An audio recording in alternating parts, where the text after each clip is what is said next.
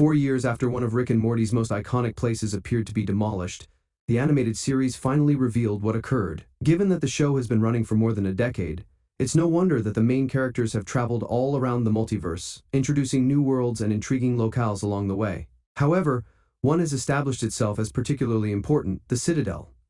Rick and Morty Season 8 teased the Citadel being rebuilt, after it was destroyed by evil Morty at Season 5's conclusion. The events of Rick Morty Jack saw evil Morty blow up the Citadel of Rick's, murdering practically everyone who lived there.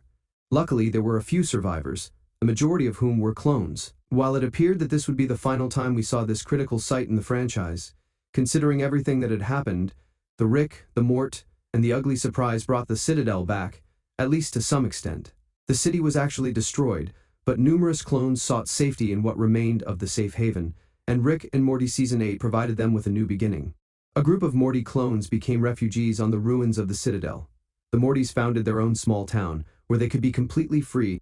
Given that the show's core Rick and Morty characters barely survived the Citadel's collapse, it's not surprising that there were few additional survivors, although the location wasn't entirely forgotten.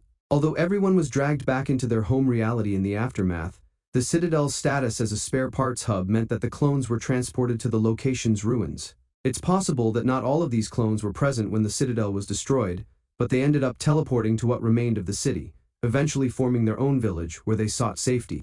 In Rick and Morty Season 8, Homesteader Rick and Arcade Morty are seen behind a purple-lit bar. Despite its dilapidated and plain appearance, it did give these Mortys a location to escape Rick's tyranny. The several versions of Morty revealed in Episode 3 appeared to band together and look out for one another, doing their best to get by despite their limited resources. Although there appeared to be widespread disdain of Rick's, one form of the character remained just outside of town, as Homesteader Rick routinely visited the town center for commerce, keeping the village going despite appearing to have little regard for Mortys. Rick clones started building a new version of the Citadel with Mortys as servants. Boss Hog Rick promised rewards to anyone who captured Morty clones. Whereas the Morty clones tried to develop a more peaceful community, the Rick clones intended to recreate the Citadel with Mortys. Rather than living separately, the Rick clones infiltrated the Morty section of town, kidnapping as many clones as they could and forcing them to work for them.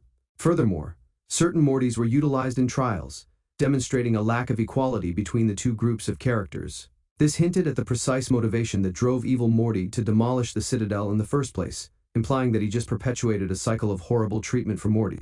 The decision to reconstruct the city demonstrates how morally corrupt most versions of Rick are, making Homesteader Rick's role in Episode 3 even more admirable.